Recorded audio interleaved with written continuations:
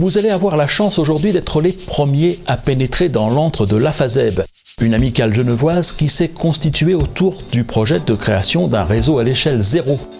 La maquette est maintenant achevée, mais depuis 40 ans que l'amicale existe, aucun appareil photo ou aucune caméra n'avait été admis dans ces locaux.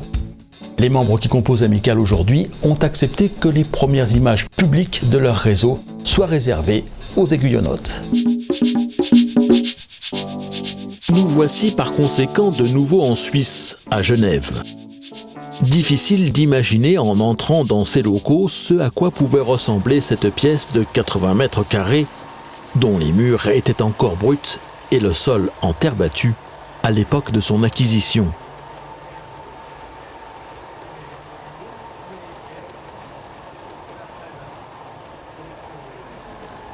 L'aventure de l'AFASEB a débuté en 1975. Le nom de l'amicale est un acronyme construit à partir des patronymes de ses membres fondateurs, messieurs Lapalu, Favre, Zéberly et Boller. Elle compte maintenant 7 personnes. Ses statuts prévoient qu'elle peut en admettre jusqu'à 10. Mais pour préserver la philosophie et l'état d'esprit qui règnent au sein du groupe, lorsque l'un des membres vient à disparaître ou à quitter l'amicale pour des raisons personnelles, les nouveaux entrants sont admis par cooptation.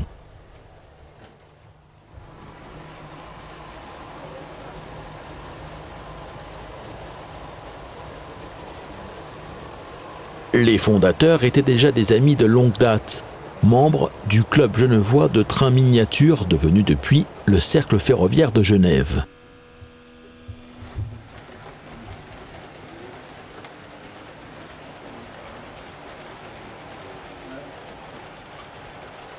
En 1975, ils partent à la recherche d'un local, désireux de disposer d'un endroit où faire circuler le matériel roulant qu'ils avaient en leur possession à l'échelle 0, et qui pour l'essentiel étaient des constructions intégrales.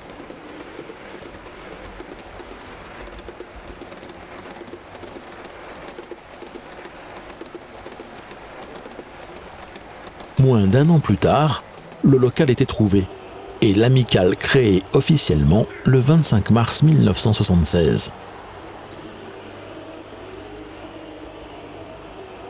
Dès lors, les travaux d'aménagement commencèrent, puis une pré-maquette fut réalisée au 1/10. À l'origine, l'idée était de créer une maquette technique, sans décor, l'essentiel étant de faire circuler les convois des membres. Le châssis la supportant a été construit à partir de bois récupéré. Pour beaucoup, il s'agit d'anciens pupitres que l'un des membres de l'amicale, professeur de travaux manuels dans une école secondaire, a savamment recyclés.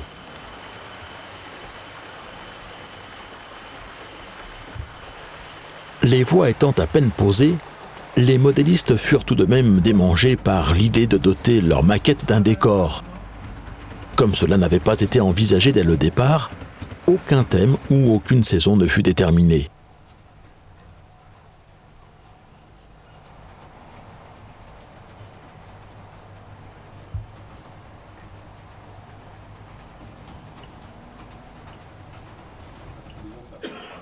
Le réseau s'inspire tout de même de la Suisse, où l'on peut voir également circuler des trains venus des pays voisins, la France et l'Allemagne en particulier.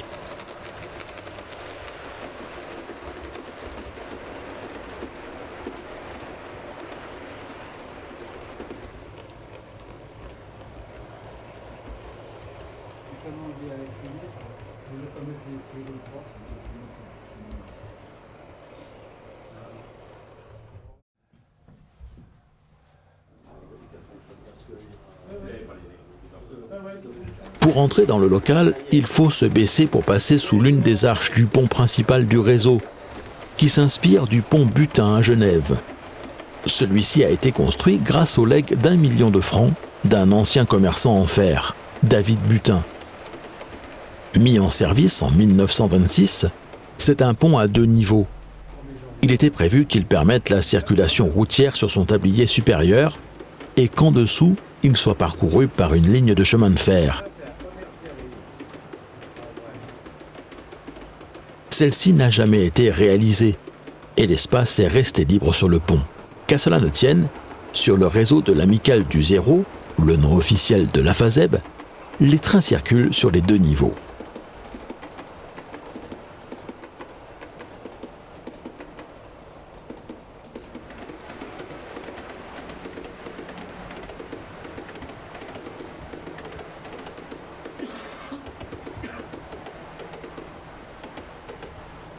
Les convois s'élancent d'une gare cachée située tout en bas du réseau. Puis, ils en parcourent les 3 niveaux. La partie la plus basse accueille une douzaine de voies de garage, autorisant le stockage de 22 compositions complètes. Au niveau médian se trouve la gare principale.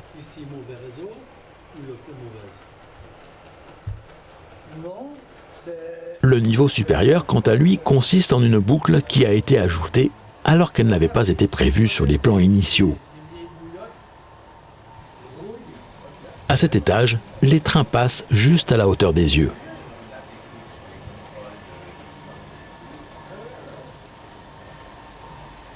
De leur point de départ à leur retour à la gare cachée, les convois parcourent 350 mètres de voie et franchissent 59 aiguillages. Dans les années 70, et à cette échelle, ceci se faisait rare et coûteux. De ce fait, tous ont été construits de toutes pièces, par l'un des membres de l'équipe.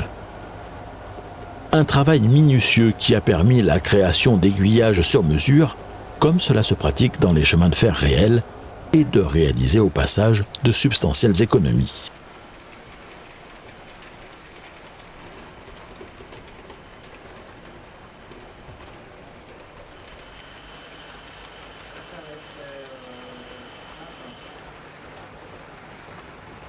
La pièce est divisée en 2 grandes parties.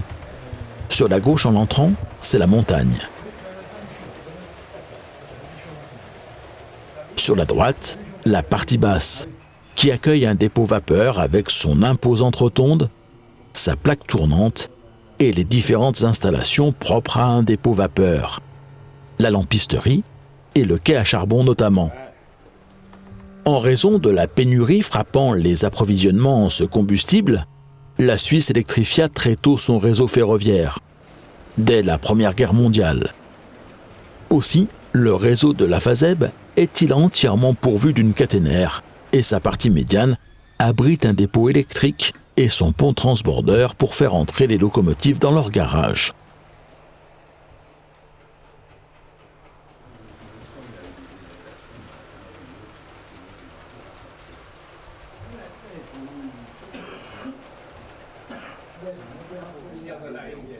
Une ligne à voie étroite, réalisée en 0E, serpente également sur le réseau. C'est le chemin de fer du Val de Pougny. Comme à l'époque de la création du réseau, cette échelle était plutôt confidentielle. C'est une voie Marklin HO de type K qui a été utilisée. Le matériel roulant a été construit sur la base de modèles produits par la firme allemande.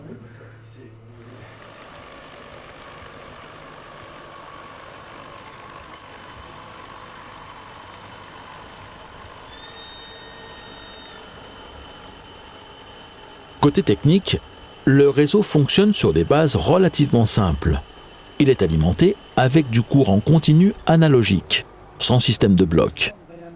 Difficile par conséquent de faire circuler trop de trains simultanément. La vitesse de chaque locomotive étant variable, l'opérateur au pupitre ne peut guère compter que sur les caractéristiques du parcours pour éviter qu'un convoi n'en rattrape un autre.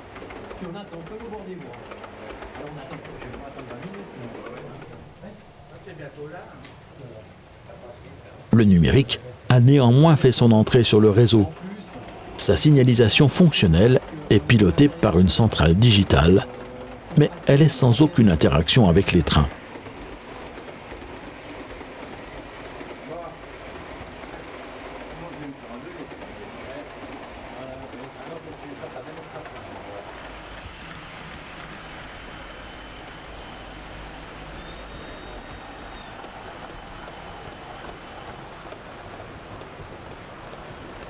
Les membres de l'amicale continuent à se réunir tous les samedis.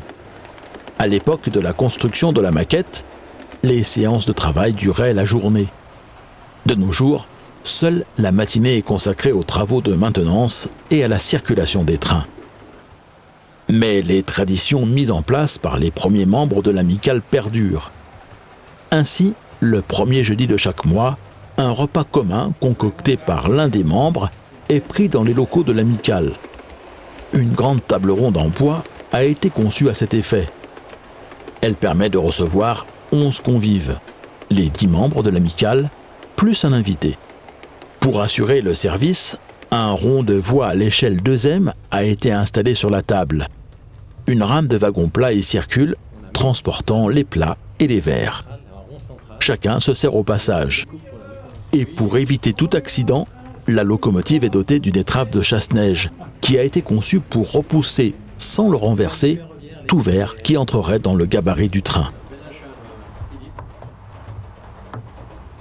Je vais boire le mien à votre santé et à celle des membres de l'amicale qui ont permis la réalisation de ce reportage.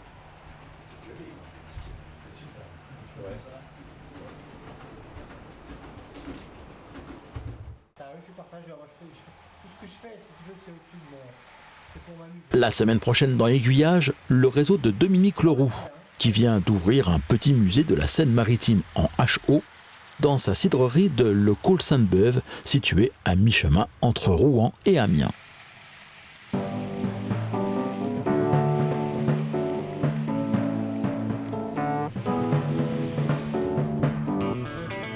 Aiguillage, ce sont chaque semaine 2 nouveaux reportages. En début de semaine, les clips du lundi alternent avec les images des aiguillonautes.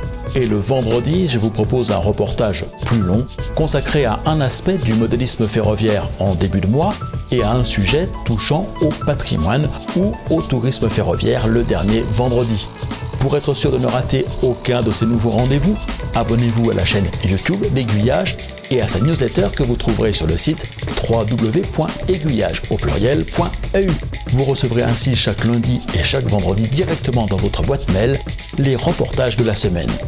Et pour m'aider à continuer à tourner ces reportages aux 4 coins de l'Europe francophone, devenez un aiguillonaute VIP. Pour un montant laissé à votre libre appréciation, vous accéderez en contrepartie à une version sans publicité des reportages d'Aiguillage et à la possibilité de les télécharger en haute définition.